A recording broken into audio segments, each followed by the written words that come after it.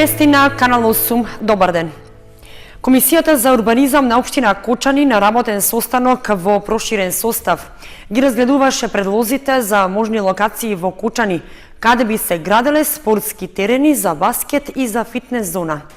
Од состанокот беше упатен повик до граѓаните и тие да достават предлози во секторот за урбанизам со цел да се изберат и најпотребните и најсоодветни локации за овие намени. Кочани е вклучен во проектот на Агенцијата за млади и спорт за изградба на 150 типизирани игралишта за баскет, како и за зона за фитнес од отворен тип. Единствена обврска на општината е да определи локации за оваа намена, поради што Комисијата за урбанизам на редовен работен состанок, на кој покрај незините членови присуствуваа и советници и представници од општинската администрација, ги разгледуваше овие прашања. Од одделението за урбанизам беше речено дека за игралиштата за баскет се определени 4 можни локации во различни делови од градот, меѓу кои во местноста Прокарка, на улицата Мородвиска епископија кај маркетот Зендолино, на улицата Февруарски поход кај социјалната зграда и во близина на комплексот Асном. Овие предлози беа дополнети со локации во населбата Бејрут кај Колерски гробишта, во населбата Усова чешма и на паркингот кај споменикот на Слободата. Од општинската администрација беше речено дека прифатливи се и други предлози, што можат да ги доставуваат и граѓаните. Фитнес зоната пак ќе содржи елементи за лесна атлетика, хоризонтална и вертикална клупа, вратило, туш кабина, гардероба и мијалник. Нивното поставување ќе има за цел да ги подобри условите за физичка активност кај луѓето, рече Александар Гицов, раководител на одделението за урбанизам. Како најсоодветни за фитнес зона беа предложени локации во градскиот парк, во спортско-рекреативниот центар Бавчалук и во близина на градскиот базен во спортско-рекреативниот центар Зорик. И за овој проект од општината упатија повик до граѓаните и тие да доставуваат предлози во секторот за урбанизам со цел да се изберат најпотребните и најсоодветни локации за оваа намена. Општина Кочани го прифаќа предлогот за изградба на нов влез во кругот на општа болница од северната страна во близина на црквата. Таквото барање од граѓаните беше изнесено на последната седница на Советот, а на Комисијата за урбанизам беше речено дека е направена и планска пресметка, што ќе чини околу 4.500 евра. Дивиот пешачки влез од северната страна во дворот на општа болница ќе се легализира, односно ќе се направи попристапен за граѓаните. Иако и досега тој се користеше како пократка врска за доаѓање до болничките одделенија, неговата околина не беше уредена, а недостасува и соодветно осветлување во вечерните часови. Тоа ја наметна потребата влезот соодветно да се прошири и изгради, за да одговори на потребите на граѓаните. Нивното барање беше пренесено и на последната седница на Советот, како советничко прашање. Тука има потреба да се направи еден убав, добар влез, прилагоден и на хендикепираните лица, бидејќи луѓето од овој дел на градот, за да стигнат до болницата, па макар живееле на 10-20 метри од болницата, мора барем 500 метри да кружат за да одат од главниот влез. Од општинската администрација го разгледувале ваквиот предлог и веќе оствариле контакти со граѓаните, пошто се дошло до заеднички заклучок дека изградбата на влезот е оправдана. На седницата на Комисијата за урбанизам беше речено дека се очекува наскоро да започне практичната реализација на техничкиот проект, што веќе е изработен. Предвидува се значи да се бетонска патека направи за лица со инвалидитет, бетонски скали, 4 места со светилки и таму да се даде не било која е посебна важност, него функционално да се ограде, бидејќи баш таму е пробиена оградата и луѓето и сега кога се движат таму не е обезбедено и има 80 сантими висина на зид кој не е обезбеден барем према болницата. Како што веќе ги спомнав, сите овие позиции што ќе бидат застапени, во нашата проектирана вредност ќе излезе околу 283.000 денари. Освен за изградба на влезот, дел од предвидените пари за овој зафат ќе се наменат за уредување на просторот. По обезбедувањето на финансиската конструкција се очекува реализацијата на проектот да биде во што пократок период. Сите заинтересирани лица кои сакаат да склучат договор за купопродажба на огревно дрво за 2016 година да аплицираат најдоцна до 15 март, повикуваат од јавното претпријатие Македонски шуми подружница Плачковица Виница. За лицата од социјално ранливи категории пак плаќањето ќе се врши на 5 рати.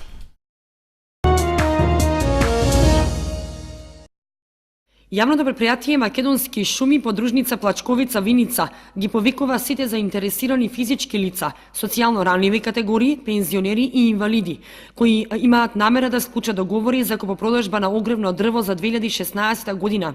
Својот интерес да го достават во вид на барање или апликација најдоцна до 15 март во канцеларијата на подружницата. По истекот на овој рок нема да се примаат нови барања. Продажбата на огревно дрво на физички лица од социјално ранливи категории. Тука спаѓаат социјални случаи, лицата со попреченост во развојот, деца без родители, самоохрани родители, стечени работници, семејствата на бранителите, членови од семејствата на вработени кои загинале при работа. Ќе се врши на 5 рати, а сите тие се должни да достават и потврда од надлежната институција за докажување на статусот. Сите останати категории на граѓани кои ќе достават барање до подружницата во горе наведениот рок, купувањето на огревното дрво ќе го вршат исклучиво со плаќање во готово и со 10% попуст во вкупната сума до 6 метри просторни. Синдикалните организации пак своите апликации треба да ги достават до 15 февруари 2016 година, пошто јавното предпријатие ќе им ги одреди условите за плаќање. Инаку, цената на дрвата останува непроменета, 2579 денари за метар просторен бука и 2680 денари за метар просторен дап. Расте бројката на заболени од грип во Кочани. Регистрирани нови 35 случаи за една недела. Заболените се на возраст од 15 до 64 години. До пред една недела во Кочани имаше регистрирано 97 случаи на заболени од грип. Во последната недела бројката е зголемена за нови 35, така што Центарот за јавно здравје Кочани регистрира вкупно 132 заболени. Од заболените, најголем број се лица на возраст од 15 до 64 години. Мал е бројот на заболени деца од предшколска и школска возраст, информира доктор Натка Карамфилова, епидемиолог од Центарот за јавно здравје. Доктор Карамфилова додава дека, иако бројката секојдневно расте, сепак место за паника нема, затоа што зголемен број на болни лица од грип во овој период е очекувано. Причината се бара во променливите временски услови. Доколку граѓаните забележат симптоми кои наведуваат дека се работи за грип, веднаш да се јават на лекар и да им се препише соодветна терапија, советуваат лекарите. Многу од пациентите се лекуваат во домашни услови, па затоа бројката е поголема од регистрираната во Центарот за јавно здравје. Од и таму стигнуваат пријави од матичните лекари.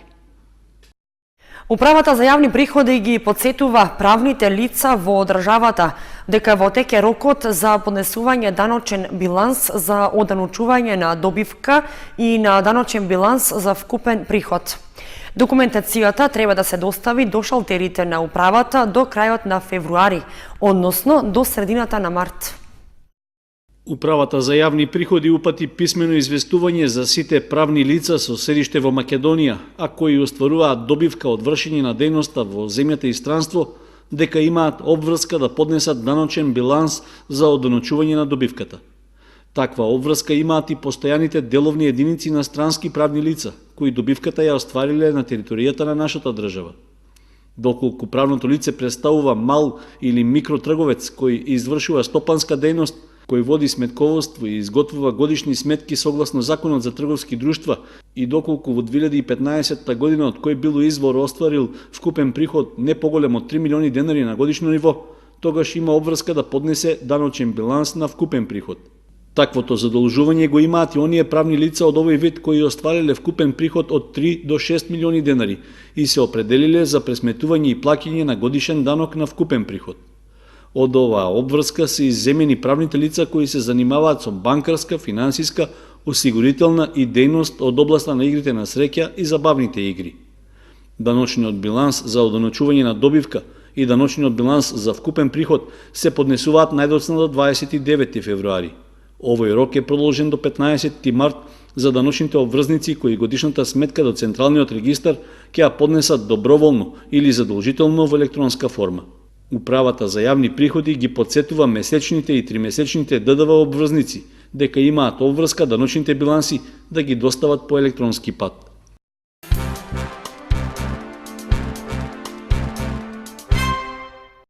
Од 1900 невработени во Виница, 759 лица се активни баратели на работа.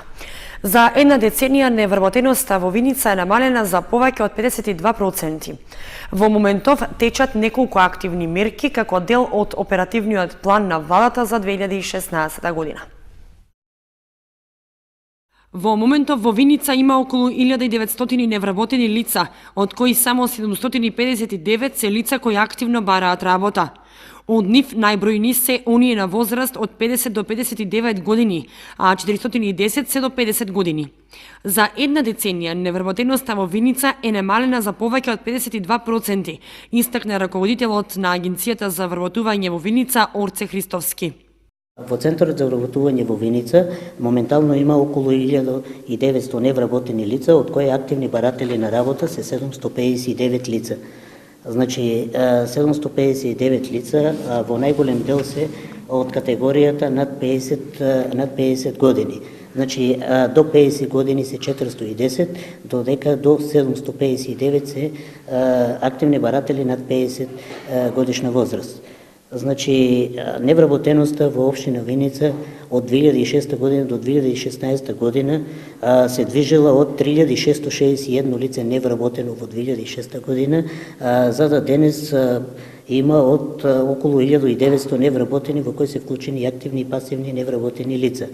Бројот на вработени лица пак во 2006 година изнесувал 3700, а сега на ниво на општина има 5200 вработени. Бројки во кои значителен придонес имаат и владините мерки за субвенционирање. Со ослободување од придониси, според двата закони млади со ослободување од придониси до 29 години, за временскиот период од 2014 година од март до денес до февруар 2016 година се вработени вкупно 156 лица, додека преку проектот Македонија вработува, каде се поместени повеќе групи, се со ослободување од придониси, се вработени 73 лица од април 2015 до денес. Христовски додава дека проектот вработување млади лица до 29 години со ослободување од придонеси важи до 12 март, а додека проектот Македонија вработува со ослободување од придонеси на повеќе категории важи до 26 април 2016 година. Што се однесува до активните мерки што се дел од оперативниот план на владата за 2016 година, истите можат да обезбедат вработување како на младите, така и на возрастните.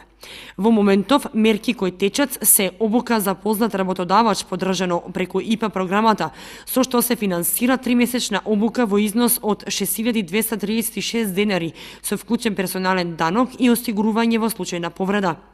По завршување на обуката се исплаќа и одреден надоместок на фирмите за спроведената обука и менторство.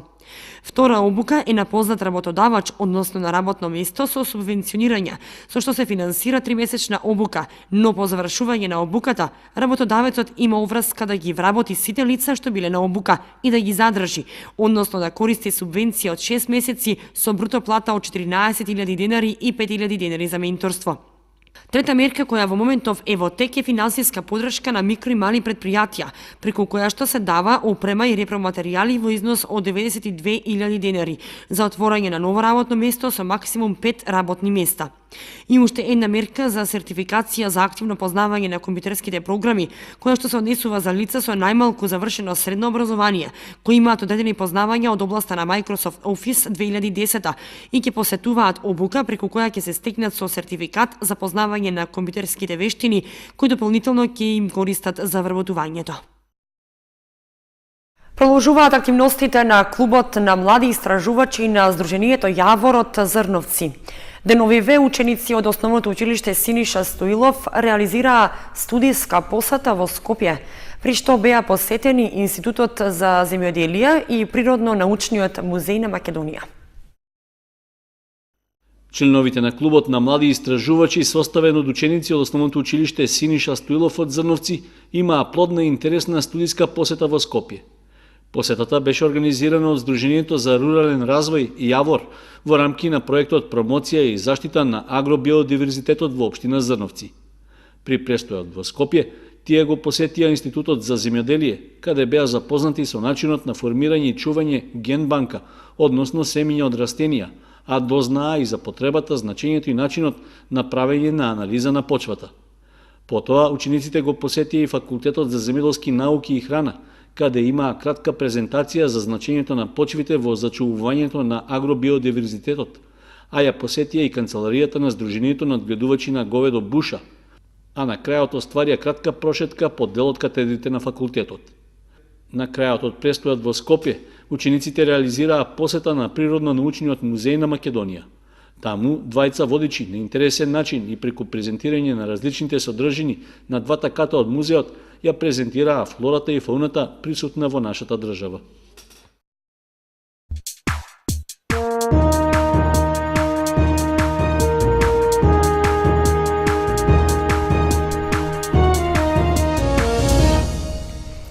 Следува информацијата од спортот.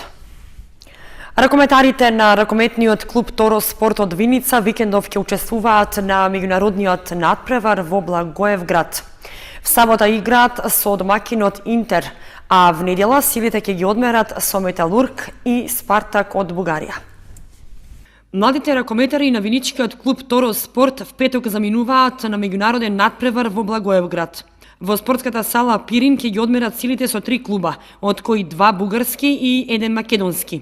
Освен домакините од Благоевград, Интер Академик во првото полувреме на турнирот ќе учествуваат и клубот Спартак од Варна, како и Металург од Скопје. Како што веќе објавија бугарските медиуми, учесниците се деца од 1998 и 2000 генерација. На првиот надпревар во сабота играат ракометарите на Металург и Спартак, надпревар кој официјално ќе го отвори овој меѓународен турнир. Вториот надпревар ќе го одиграат Торос Спорт и домакинот Интер. В недела ракометарите на Торос Спорт се среќаваат со Металург, а последниот меч го играат бугарските домакини Интер и Спартак, пошто ќе следува прогласување на победниците и затворање на турнирот.